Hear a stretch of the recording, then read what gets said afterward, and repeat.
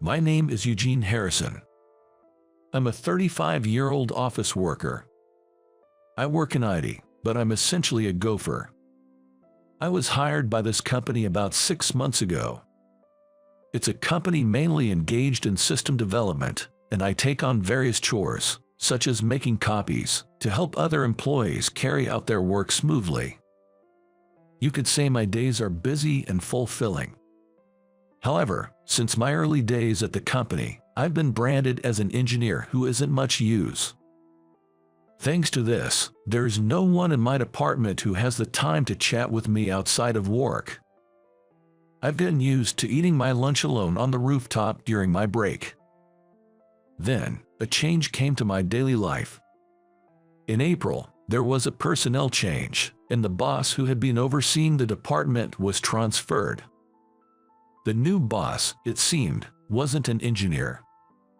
Apparently, she was chosen to oversee the department because of her high ability to manage employees.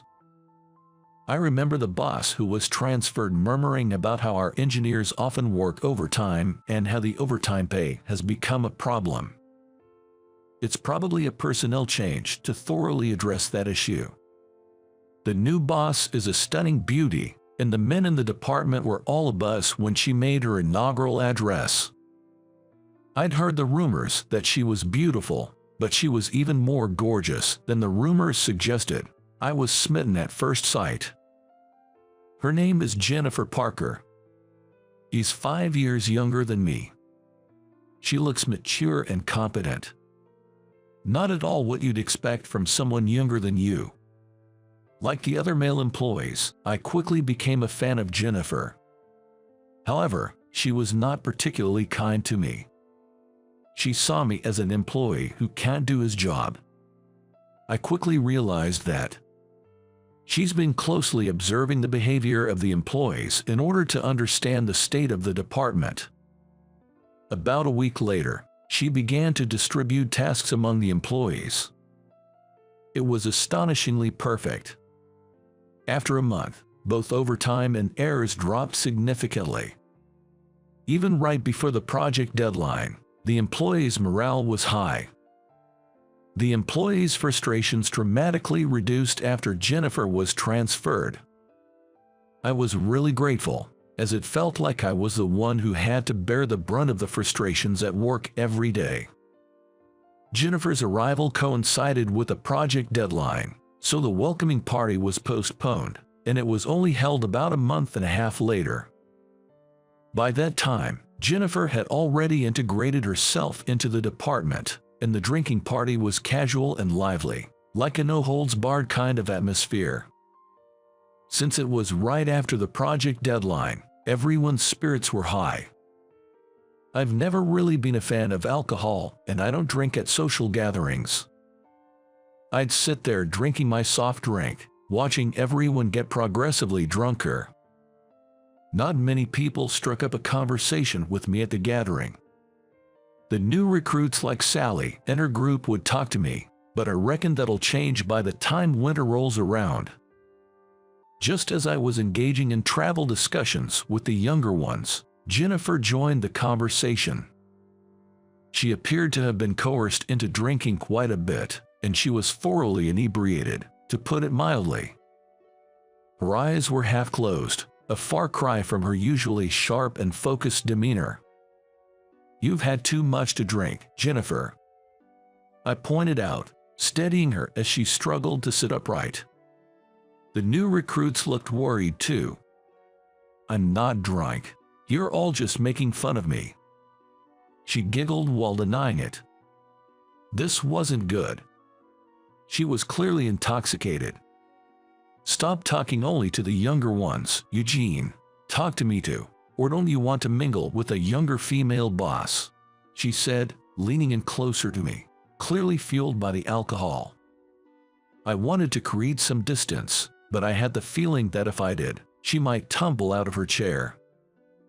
The new recruits, likely scared of being caught up in this situation with a boss, made a hasty retreat, leaving Ms. Jennifer and me alone at a corner table. "Come on, Jennifer, sit straight," I said, trying to push her upright by the shoulder, but she was swaying and struggling to find her balance. "Can't you lend me your shoulder? It's not like it's going to decrease," she slurred, hardly forming her words properly. Acting like a child, she was swinging her legs, and one of her high heels went flying under the table. Jennifer was surprised to find his shoes missing and stuck her face under the desk. The next moment, she started laughing uproariously. "You always put on such a serious face, Eugene, but I can tell you're really good at your job. You think you've got me fooled, but you're just underestimating me," she said, puffing out her cheeks. This caught me off guard. As far as I knew, only the CEO was aware of my background, and it seemed unlikely that Jennifer would have been informed. Did she notice something from the way I usually act? "You're underestimating me," she yelled, playfully punching me with a weak cat punch. "I have two things I don't like: alcohol and drunks." This was getting out of hand. "Could someone give me a hand with Jennifer, please?" I called out to the bustling tables around us, and a colleague came over to help the drunk Jennifer. Even as she was being led away, she didn't let go of my arm. Jennifer's colleague, Jane, who joined the company at the same time as her, informed me that she had asked Jennifer's sister to pick her up. A taxi was on its way. Despite her low alcohol tolerance, she loves her booze, Jane chuckled, sharing some inside information. By this point, Jennifer had started dozing off, still clinging to my arm. "You've become her favorite," Jane laughed as she observed this. Jennifer's pickup arrived about 15 minutes later. "I apologize for the trouble my sister has caused," a woman who looked strikingly like Jennifer said when she arrived. But her vibe was completely different. She clearly didn't seem like a corporate worker. "Excuse me, I'm Kate, Jennifer's sister. I'm sorry for any trouble she's caused." Her sister deeply apologized to me, making me feel somewhat embarrassed. She had a cab waiting outside the bar, so I helped Jennifer to the cab. During this time, I noticed that Kate kept glancing at me. Is there something on my face?" I asked while checking my face with my hand. Kate shook her head and said, "No. Are you a systems engineer?" I was asked by Kate, and I explained my job to her. I admitted that I was a systems engineer, but mostly worked on various tasks. At this, Kate tilted her head curiously. Her gesture seemed youthful, and I found it adorable. At the same time, something in my memory was nagging at me. I recalled feeling the same uneasy sensation when I first met Jennifer. The inexplicable unease continued even after they got in the cab and left. The next day, as soon as I got to work, Jennifer grabbed my arm and said, "I'm really sorry. I heard I was really bothering you yesterday." She kept apologizing, making me feel bad. "Well, it's not a big deal, you were drunk." I tried to brush it off as a joke. Apparently, she had been scolded by Kate when they got home and was told to apologize to me. "I'm really sorry," she said with a deeply remorseful face. "Don't worry about it. It was just a company drinking party. I didn't mind at all." On hearing this, Jennifer seemed relieved and smiled. Her smile made my heart flutter in a different way from the night before. But I decided to keep this feeling to myself. About a month and a half had passed since the drinking party. I was still busy doing odds and ends, but I felt fulfilled.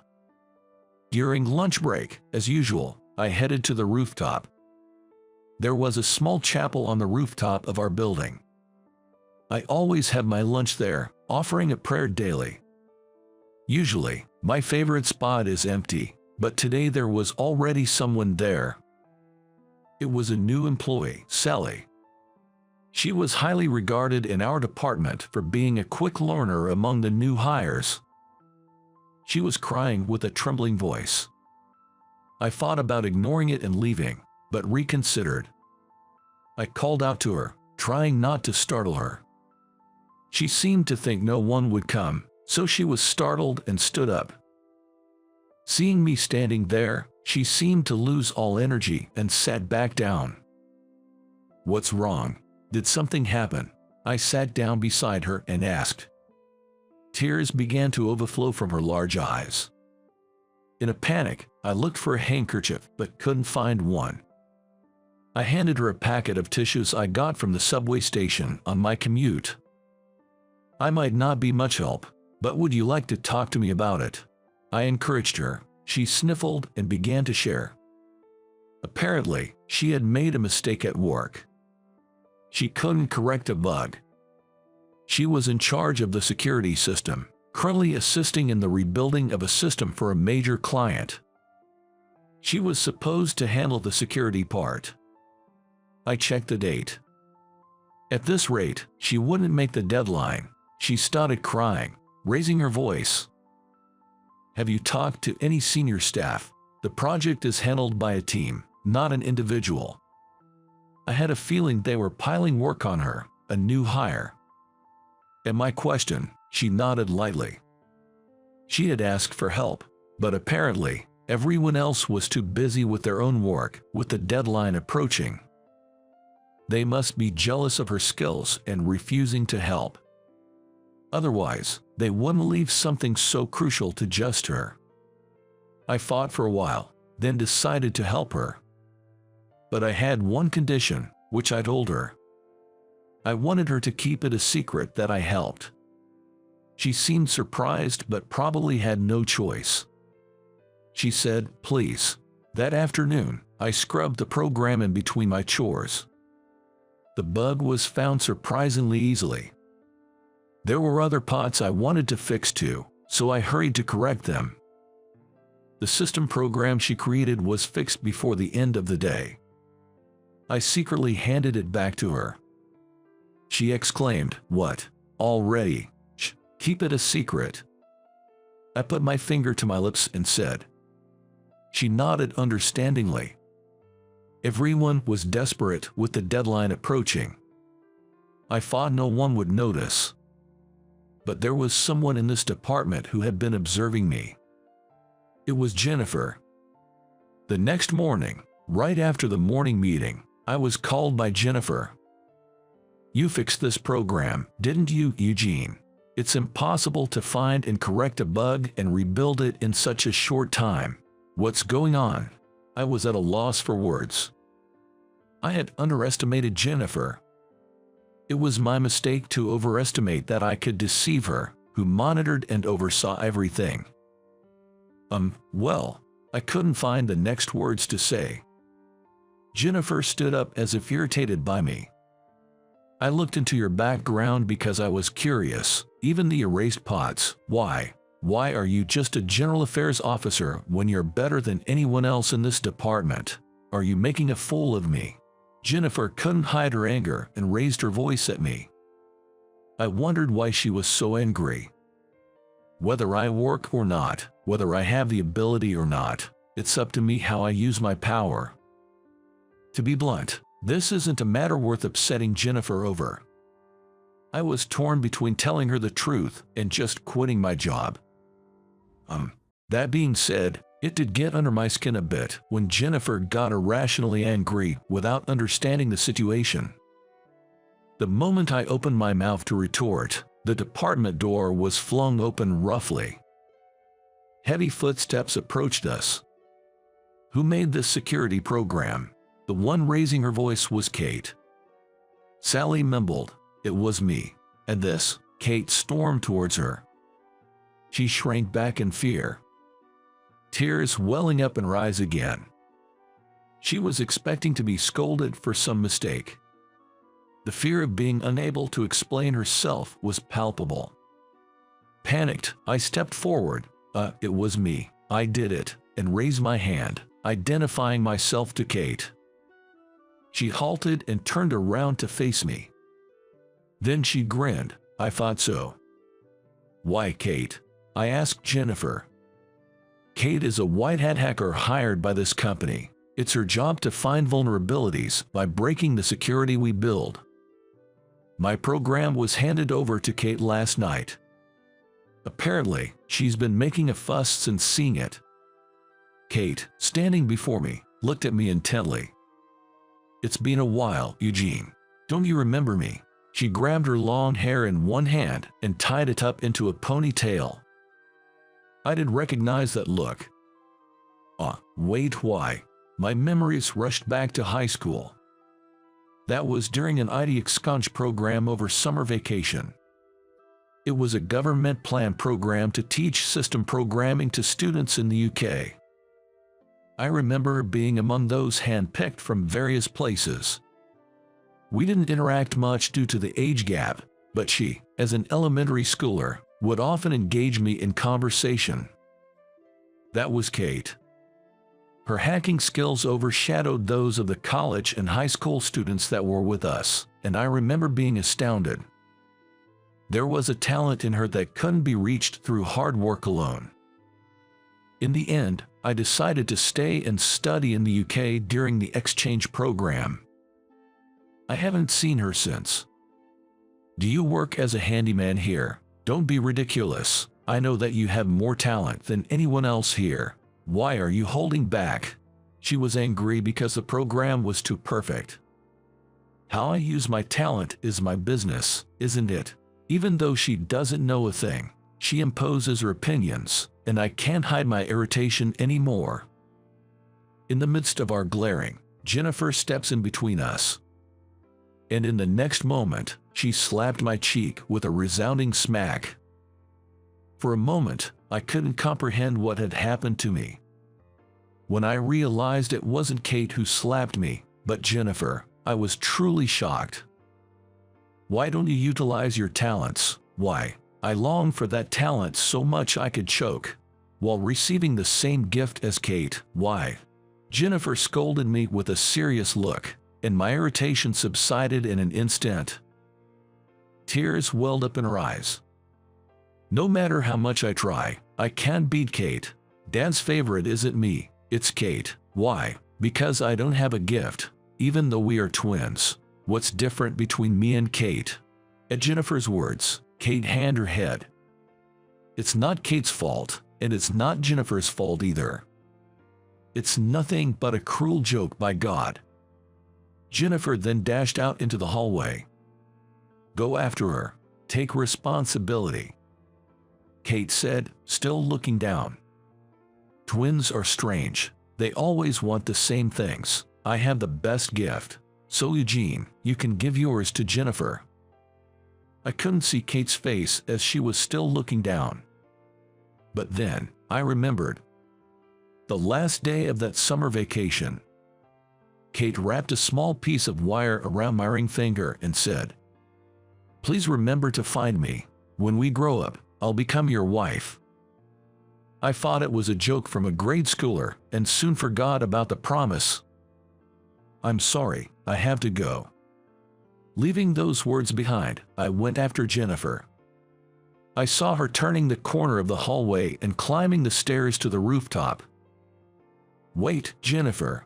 Even though I called out to her, Jennifer didn't stop. There was a loud bang, and the rooftop door opened. When I got to the rooftop, Jennifer was hunched over, hugging her knees, beside the small chapel. She was burying her face in her knees. I quietly sat next to her. I'm sorry, I said some horrible things. I apologized to Jennifer for my arrogant words. My apology itself might have been taken as arrogant. Even so, I wanted to apologize. Jennifer shook her head slightly at my apology. It's not something you should apologize for, Eugene. I'm sorry for speaking without knowing anything. As she said this, she raised her head. Her eyes were red.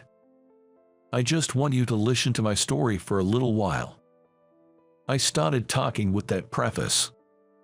Since returning from the UK, I was working hard as a systems engineer at a company my friend started. Everything was going well. But the friend who became successful seemed to see me as a hindrance. He spread rumors that I had stolen the system someone else created and tarnished my credibility in the industry. Moreover, he claimed all of my accomplishments as his own at industry parties. I lost everything. I didn't want to trust anyone anymore, and I didn't want to use my talents for work. The one who picked me up when I was down was the CEO of this company. We had worked together before. He hired me, saying it's okay to take it easy. This was a story I had never told anyone. Jennifer listened to my story with a serious expression. After speaking out, I felt a strange sensation, as if a weight had been lifted from my chest. I tried hard, but I was never good enough. I don't have the talent or the sense like Kate. That's why I worked hard to acquire other talents. To be successful as a career woman. That's what Jennifer vowed to herself. But every now and then, she said it hurt to see Kate. She explained that she was angry at me for holding back my talents even though I had them. If I think about it, I was just taking out my frustrations on you, Eugene. I'm sorry. Her sideways glance still looked somewhat childlike. The gap between this and her professional demeanor at work was charming. It may sound arrogant, but I want to use my talent for you from now on. It was the confession of a lifetime. Upon hearing my words, Jennifer opened her eyes wide in surprise. Her expression reminded me of a surprised cat, and it was extremely cute. I've been constantly charmed by her different sides. Are there any lies in what you just said? She asked while peering into my eyes. Of course not. In sickness and in health. My words were cut off by Jennifer's hands. Her face was bright red. Looking away, she said curtly, "Isn't that a bit too soon? That's how serious I am." I stood up. I extended my hand to Jennifer, who was looking up at me, and without any hesitation, she took my hand. The woman who stood up was no longer a young girl. She had returned to her professional, working woman's demeanor. Then, start working hard from today. Don't hold back your skills. Sure, I said to her with a smile. She squinted her eyes slightly, as if looking at something dazzling. Using my talents for her. I wondered if there could be any greater happiness. Years later, she was laughing next to me in a wedding dress. Many people ask me if it was hard to have her as a boss, but it was not hard at all. I was proud to be able to help her every day. I promise to make you happy. I want you to smile and be in a good mood every day. At my words, Jennifer quietly nodded. I'm ready to walk through life together with her from now on. My name's Steve Thompson, a 36-year-old working for an IT company. I'm working here, but technically I'm a contract employee. After serving as a systems engineer at a major IT company, I decided to start my own business, and I'm now training under a boss I greatly admire. The current CEO of the company, Morgan Smith, is 6 years younger than me at 30. She started her own business with her friends while she was still in college. Now she's built it into one of the most respected companies in the security software testing industry. CEO Morgan is also famous for her skills as a hacker. She's a well-known figure in the industry who has leveraged her talent for success. Her name is beginning to be known as a young entrepreneur. I chose the path of entrepreneurship because I admire her. Being able to work under someone I respect is truly a helpful experience. I sincerely admire CEO Morgan. One day, I was summoned to the CEO's office and received a strange request from her. Will you live with me if I pay you? Taken aback by this unexpected proposition, my mind went into a momentary freeze. CEO Morgan, watching my reaction, had a serious look in her eyes. It didn't seem like her usual jokes or pranks.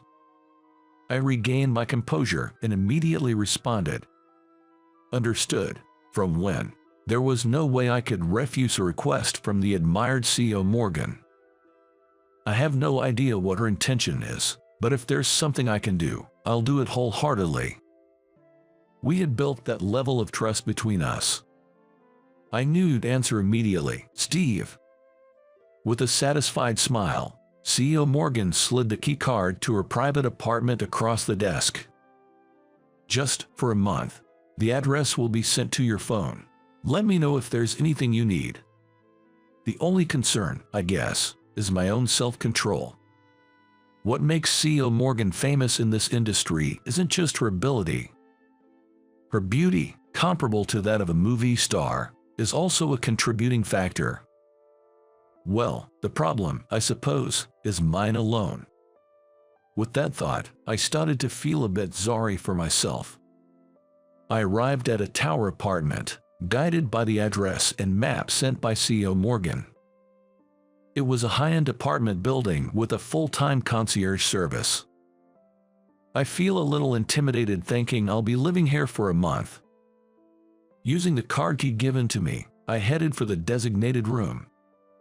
An intimidating concierge, an older gentleman, lowered his head as he saw me. I guessed that CEO Morgan must have spoken to him beforehand. I nodded back, saying, "I appreciate your help." When I was about to enter the elevator at the end of the foyer, the concierge came forward and pointed to another heavy glass door further back, saying, "Over there."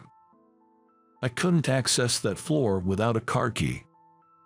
Beyond the glass door was an elevator exclusively for the higher floors. There was a security guard stationed there. The security seemed to be top-notch. When I held the card key to the sensor, I didn't have to specify the destination myself. The elevator door opened with a ding to a high-rise floor. From the number of doors, I could tell there were few rooms on this floor.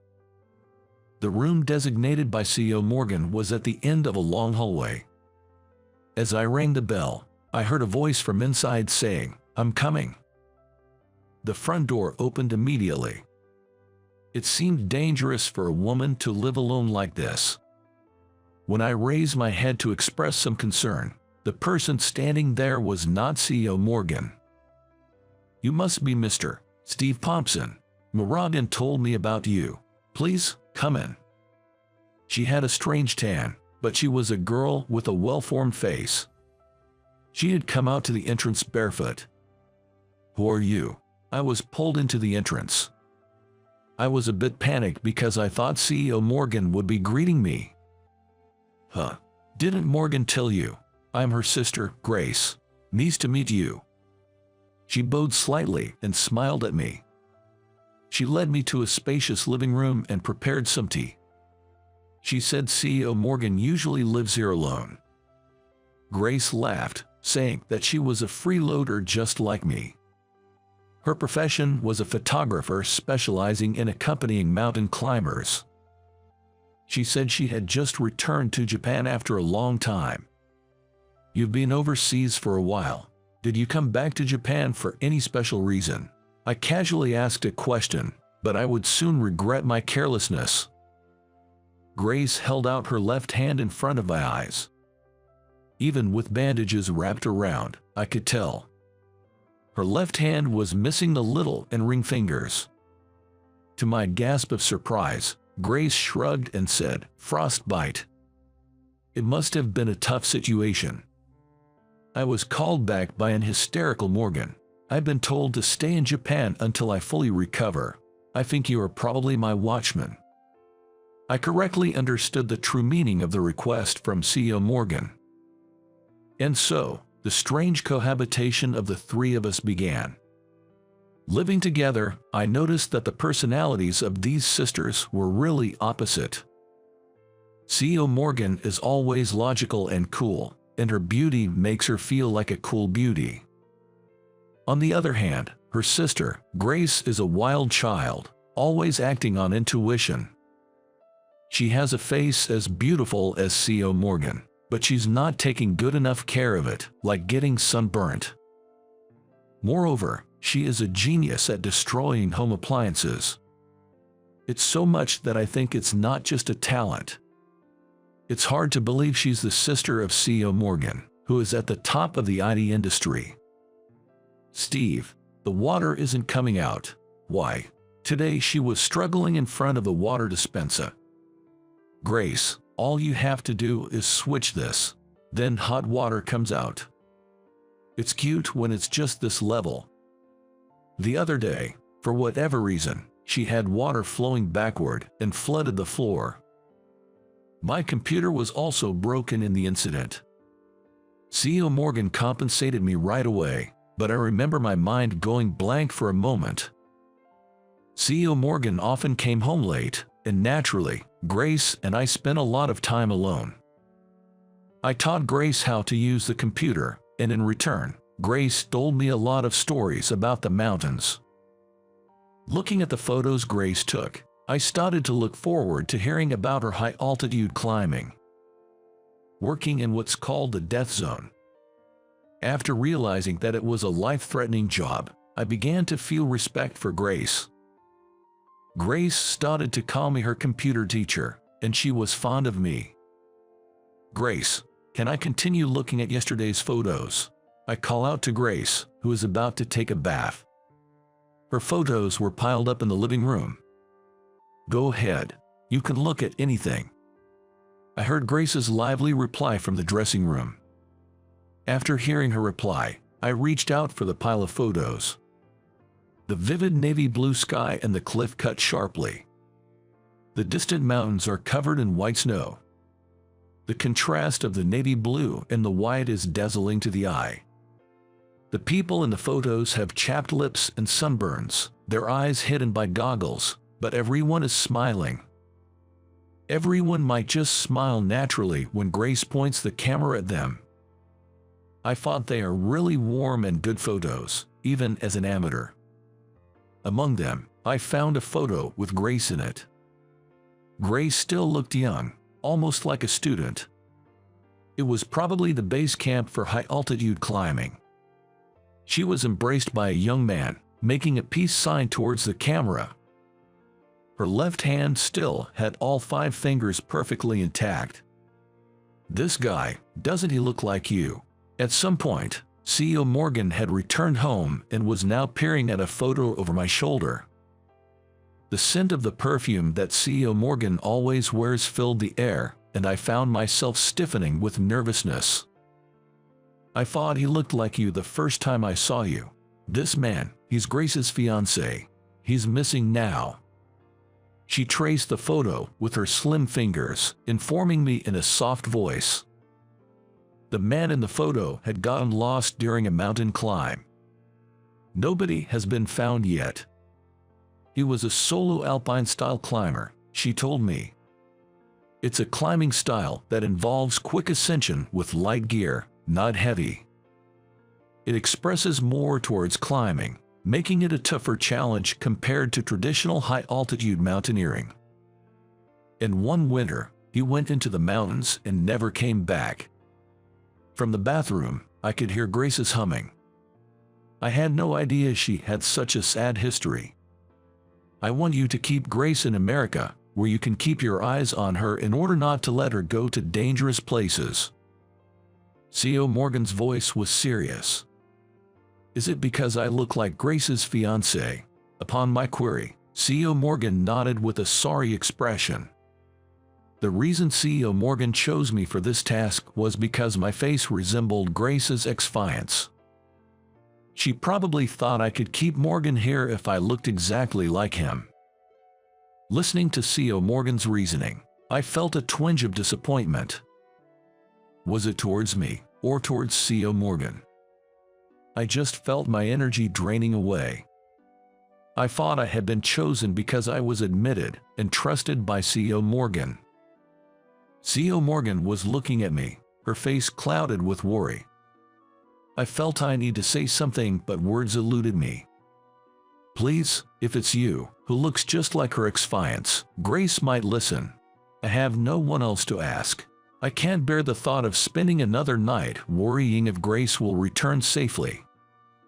CEO Morgan revealed her feelings to me, who was still silent. It seems that both parents of the sisters had already passed away. Grace must be her only close relative. I was taken aback seeing the surprisingly childish side of the cool and elegant C.O. Morgan. What? He doesn't look anything like him. Don't kid yourself. The one who pulled C.O. Morgan's tearful shoulder from behind was Grace. Steam was rising off her as she just came out from the bath. But her face was more furious than I had ever seen. Grace, realizing that her plan had been heard, C.O. Morgan reverted to her usual composed demeanor. She swiftly brushed her long hair off her shoulder. "I was thinking about you, Grace cut off C.O. Morgan's words. "Don't manipulate my feelings to get your way all the time." Grace's anger was genuine. She stared at C.O. Morgan as if she was ready to throw a punch. "Do you think you have the right to trample over my feelings, Steve's feelings, and everyone's goodwill? I'll say it because no one else will. You're arrogant. Who do you think you are? Unbelievable." C.O. Morgan was taken aback by being called arrogant. Indeed, not many people criticize C.O. Morgan. She probably knew that. She looked lost for words, as if she had been hit by a truth she hadn't considered. But I know that C.O. Morgan isn't that shallow. Her kindness is just hard for others to see and gets misunderstood. In this situation, she should have had an honest conversation with Grace instead of going roundabout. C.O. Morgan is just worried about Grace's well-being. It's as simple as that. "Grace, please don't say it like that. I don't feel like my feelings were trampled on." I quietly spoke to Grace. When I was consulted about this, I felt I was trusted by C.O. Morgan. That's a fact. Sure, the confession earlier was a bit shocking, but my respect for C.O. Morgan hasn't changed. I convey that to Grace. C.O. Morgan looked at me with a surprised expression. C.O. Morgan is perfect at work, a person to be admired, but now I also got to know a new side of her, a caring elder sister. It's the best. Grace looked stunned at my words. C.O. Morgan shyly looked down. "Morgan, is he your fanboy? He's not a dangerous guy, is he? Is everything okay?" Grace, who was furious just a moment ago, now looked worried and asked C.O. Morgan. She even moved a little away from me, putting distance between me and C.O. Morgan. That hurts a bit. "Hey, don't label me as dangerous." The sisters looked at each other at my response. And then they burst out laughing. Grace was even bending over, hitting the floor. C.O. Morgan also covered her mouth, trying to hold back her laughter. "What? That's harsh, isn't it?" In the end, the two sisters were laughing so hard, they fell over holding hands. It seems I helped them make up, but I felt a bit confused. From that day on, our cohabitation has been enjoyable. There were no secrets or grudges, and they treated me like a real family member. I savored what it felt like to be in a family after a long time. It even made me feel like going back to my parents' home. What was surprising was C.O. Morgan's swift change. She tried to keep me around using a romantic approach, but now she's telling me not to lay a hand on my sister. When she says that, I strangely start thinking about Grace. Not too long ago, I wouldn't have felt anything even if we were alone, but recently, I feel a bit embarrassed and it's troublesome. Tonight, C.O. Morgan is out on a business trip. I pulled up in my room after watching a movie in the living room with Grace. I think about an hour had passed. It seems that drinking beer was a mistake, as I had to crawl out of bed to go to the bathroom. The corridor was already dark, with the lights turned off. A light leaked out a little from Grace's room next door. It seemed that Grace was still awake. Listening carefully, I could hear an unfamiliar sound coming from Grace's room. Unable to suppress my curiosity, I peered in through the gap in the door to determine the source of the sound. Huh. As soon as I unwittingly raised my voice, I made eye contact with Grace, who was in the room. I thought it was dangerous, but it was too late. What I saw was Grace alone in the room, polishing an axe. Moreover, a faint smile was on her lips. Although I was waiting for her to scold me right away, there was no sign of the door opening. Unable to bear it, I confessed. "I'm sorry. I was just curious because I heard a strange noise." Through the door, I can sense Grace trying to suppress her laughter. The next moment, the door opened with a click, and Grace appeared, wielding the axe with goggles on. I unintentionally fell on my rear.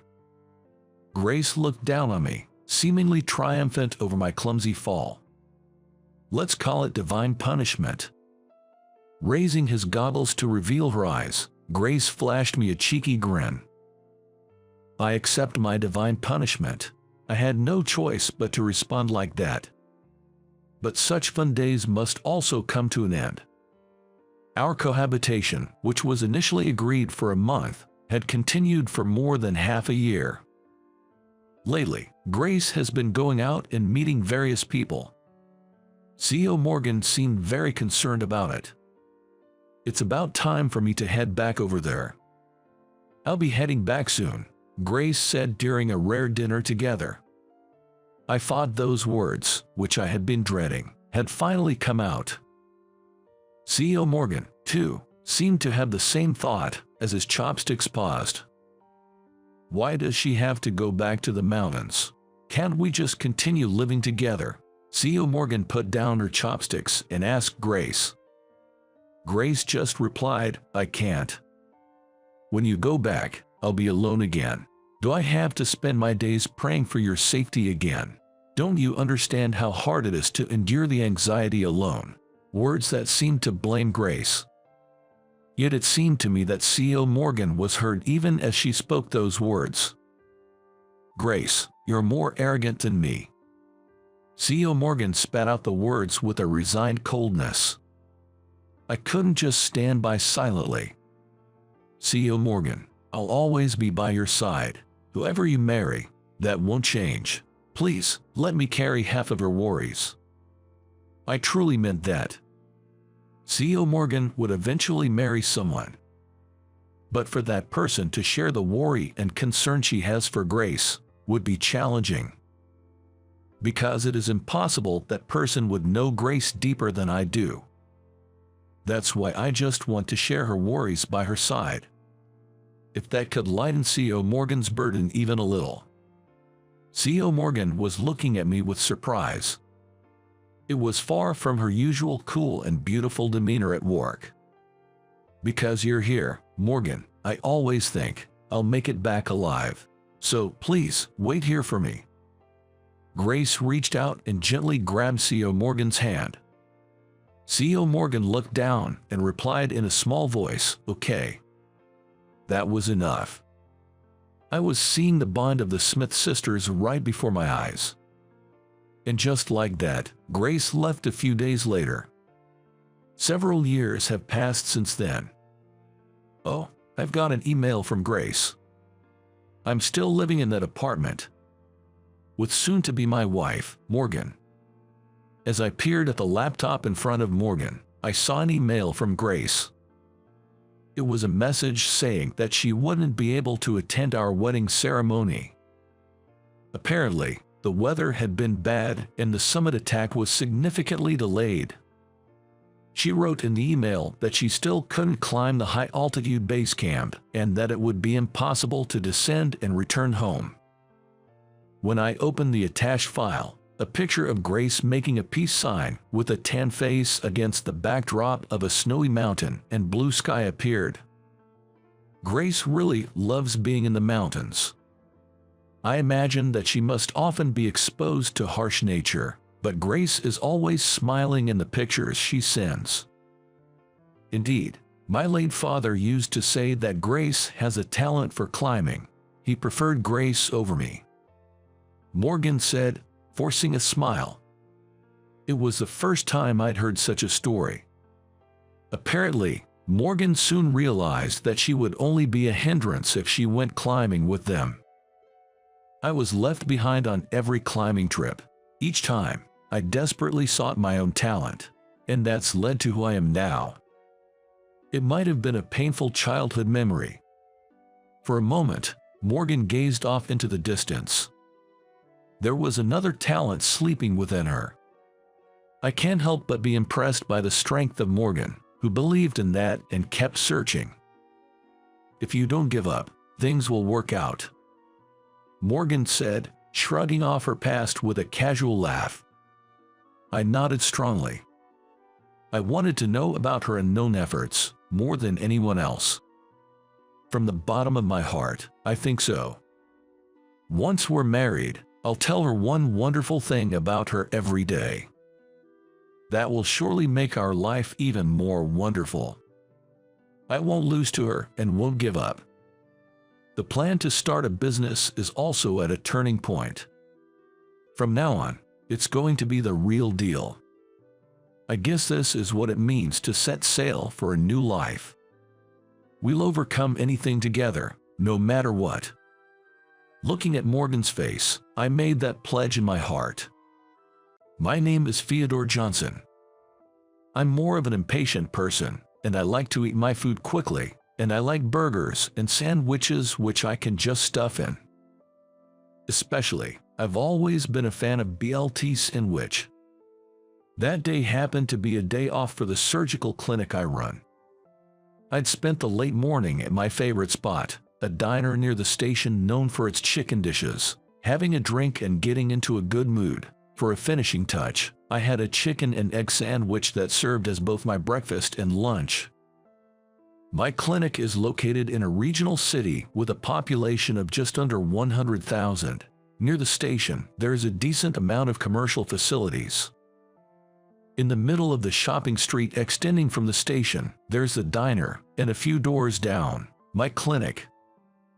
If you go through the shopping street, residential areas flank both sides, and straight ahead leads to a low-lying mountain dotted with farms. My family home is also located on that mountain, and used to produce specialty summer oranges. My parents are both gone. They passed away in their late 80s, so they must have had a fulfilled life. Now that I'm approaching 60, I live alone in the house my parents left behind.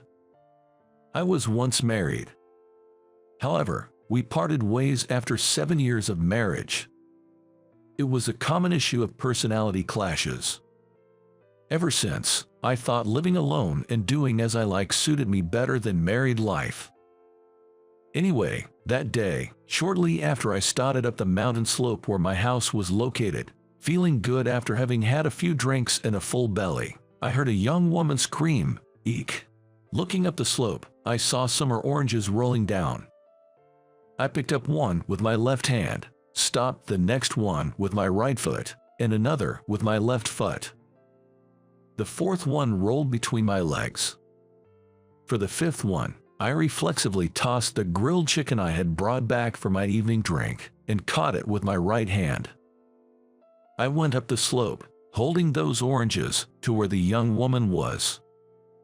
Upon reaching, she turned out to be a girl in her early 20s, with short hair and an innocent look on her face. Ouch, I think I might have sprained my ankle. She was wearing sporty white leggings and was sitting down, rubbing her ankle. Here, let me see. I handed her the oranges I was holding and placed my hand on her ankle. Ouch, there, she exclaimed. It was a mild sprain for sure. Still, I couldn't just leave her there. So, I gave her a shoulder to lean on and walked her down the slope and took her to my clinic. I put a patch on her, tightly wrapped her ankle in a bandage, and gave her some first aid. Come back tomorrow, I'll examine you properly then. It was my day off, and I had a few drinks in me. I'm sure it wasn't anything serious, but I told the girl to come back tomorrow. It's all my mom's fault. When you're talking to others, call her mother, not my mom, ok? Yes, sir. She stuck out her tongue cheekily after she replied. That day, she'd been sent by her mom to the unmanned fruit stand at the top of the hill to buy some summer oranges. As she was coming down the hill with the oranges in a paper bag she brought, the handle of the bag suddenly broke and the oranges rolled out. It's my mom, my mom keeps reusing department store bags because she wants to be eco-friendly. The handle must have been about to break off. Her mom must have been quite frugal. I almost dropped my smartphone too. Were you walking while messing with your smartphone? Yeah. I scolded her, telling her that was far worse. Staring down at a smartphone for long periods can strain your neck and lead to stiff shoulders and headaches. That's a condition called text neck. It's dangerous, so stop using your smartphone while walking. As I told her, she gave me another drawn-out yes sir in reply. Her house seemed to be just ahead in the residential area, within walking distance from my clinic, but I felt sorry for her having to walk on that foot. I suggested her to take a taxi. You should get there within base fare. You have money for that. I'm fine, I have it. Nodding, I gave her a crutch. As I walked her to the clinic entrance, she kept turning back to smile brightly at me. As I was about to go back inside, I noticed the part-time job notice I taped to the entrance door was starting to peel off. It's been up for over a month now. As I fixed the notice, I wondered if I should use online job postings. Just as I was thinking about this, I found she left behind her oranges. I'll give them to her tomorrow. Then the next day. What's this? A gift? I have a policy of not accepting such things from patients. A woman who came with the girl from yesterday handed me a department store paperback. She had the same face as the girl from yesterday. I thought they might be sisters. Even so, you were so kind to help my daughter yesterday when she was in trouble. It was her mother. She bowed her head and handed the paper back to me again. I caught a glimpse of what was inside. A bottle of imported whiskey. Pretty pricey stuff. That's when the girl interrupted. Doctor, please, take this. The girl pleaded, clasping her hands in front of her face as if in prayer. I thought, this is going just as planned. Then, clearing my throat, I feigned annoyance as I accepted the paper bag containing a bottle of whiskey. Whiskey, it's been a while. One more thing to look forward to tonight. The mother, even as I was about to start examining the girl, remained rooted to the spot. I told her to wait in the waiting room. This isn't kindergarten. You don't need to babysit. Yes, you're right. I am in the way, aren't I? Her acknowledgement that she was in the way gave me pause, but I handed her the forgotten summer orange, and she took it to the waiting room. The X-rays confirmed that there was nothing wrong with the girl's leg. It would surely be fully healed in 2 or 3 days. Within 10 minutes of the treatment ending, the mother and daughter returned. Doctor, we wanted to talk to you about the part-time job notice you posted out front. The mother, her demeanor now entirely different, spoke briskly, her eyes shining as she looked at me.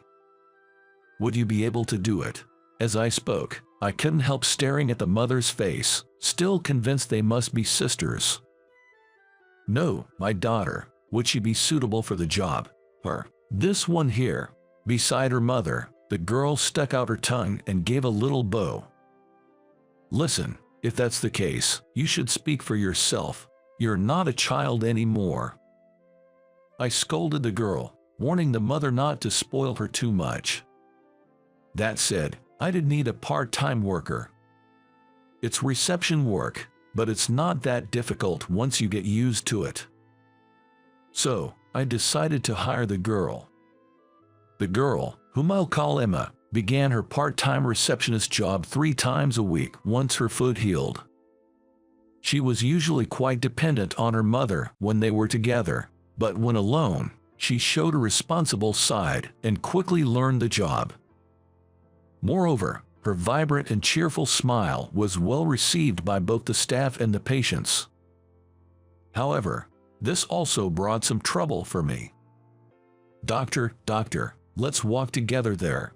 Emma would always wait for my work to finish, and as soon as I left the clinic, she would dart over, crossed her arm with mine. And then, resting her head on my shoulder, she would start skipping along. "That's enough, stop that. Why, you're too young to be so familiar with men. Doctor, you're just being shy." I was at a loss. I had taken in quite a naughty girl. A month or so had passed since Emma started her part-time job at my place, when one day, "My daughter, she's always grateful for your help." Emma's mother, Mary, visited the clinic with a smile as radiant as Emma's. Then, she offered a box of sweets, saying, "This is for all of you." I thanked her and accepted it. Then, she handed me a paper bag from a department store, saying, "And this is for you, doctor." Mary looked down shyly. Somehow, her behavior made my heart skip a beat. This is not a gift from a patient, so it should be okay, right? Oh, well, thank you. When I looked into the bag, there was a bottle of high-end whiskey. "Doctor, you do like your drink, don't you?" "I'm not averse to it. But the last time I brought you one, you looked somewhat grim, yet the corners of your lips were raised. You looked quite pleased." Mary stuck out her tongue playfully. Even her gesture resembled her daughter, Emma. On my next day off, I had a drink at my usual diner, and for my final meal, I ordered favorite grilled chicken. Oh, wait a second. I hastily withdrew my order. "I'm not in the mood for a chicken today." I told the owner of the diner so.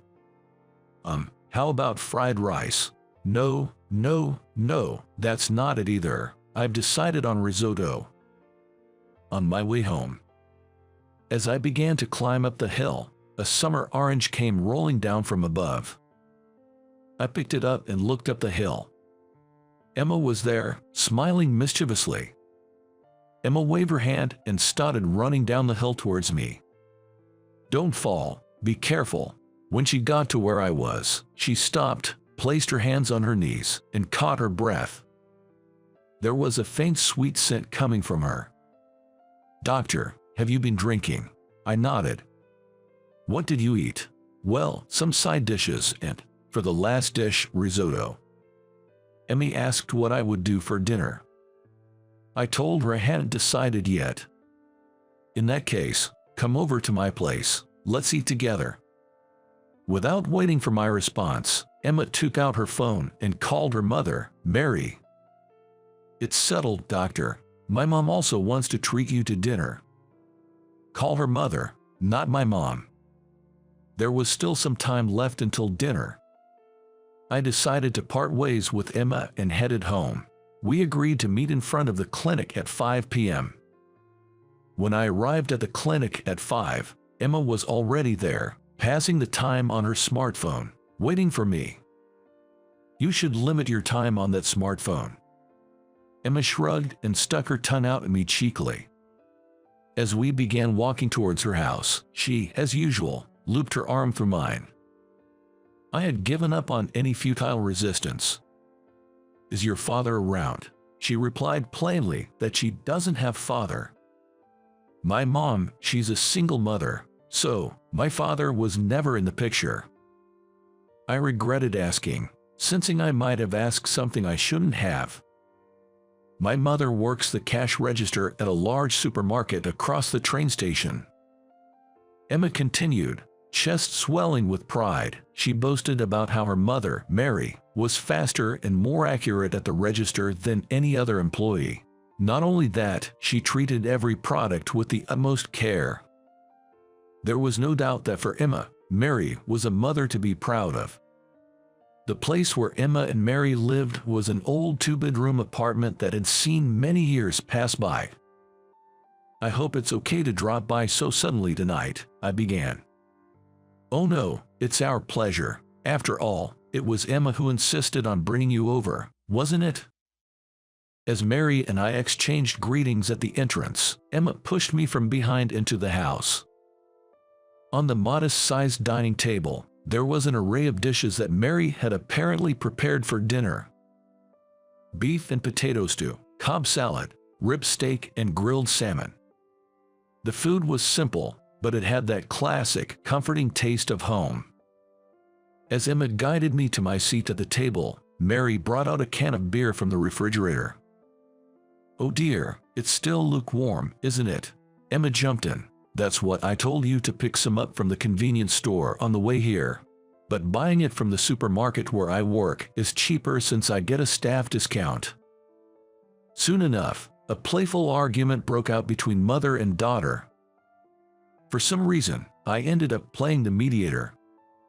All right, let's settle down. Whether it's cold or lukewarm, beer is still beer. It's perfectly fine." And so, Emma, Mary, and I shared a meal around the dining table. "I don't think we've ever had dinner with a man at home like this, have we?" Emma mused. "But dear, we've had dinner with Tom before, remember?" Mary reminded her. "That was when we were kids. He was just a boy, not a man." She then turned to me and explained that Tom was just an old childhood friend from kindergarten. "Excuse me, I need to use the restroom." "Emma, you don't need to announce that." Mary reprimanded her hastily and then turned to me, bowed her head.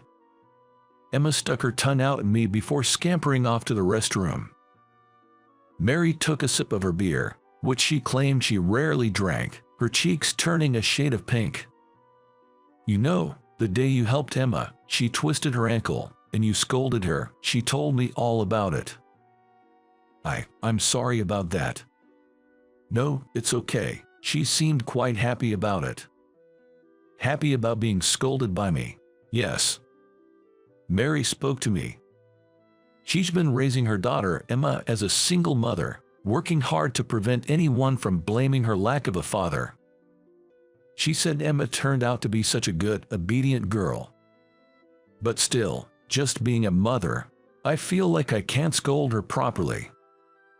At that moment, Emma returned from the bathroom. Emma, with a carefree air, hugged me from behind. "Hey, did you wash your hands properly? At 10:30 in the evening." I left, seen off by Mary and Emma. As I was climbing up the hill towards my house, I started to think. Usually, on my days off, I only thought about going to bed early to prepare for the next day. But that night, the one I spent with Mary and Emma, it felt like a waste to just go to bed. Maybe I should take a walk around before heading home. So, I changed direction and strolled around the night streets, gazing at the blue moon. And I thought, I had once failed at marriage and thought I'd stay single for life. That was me. The next day, on my way home from work, I went to the supermarket where Mary works, which is located on the other side of the station. I found Mary working briskly and got drawn to her checkout line. Just as Emma bragged, Mary was a fast worker. Her energetic smile never faded, yet her eyes were serious. I felt like I could watch her forever.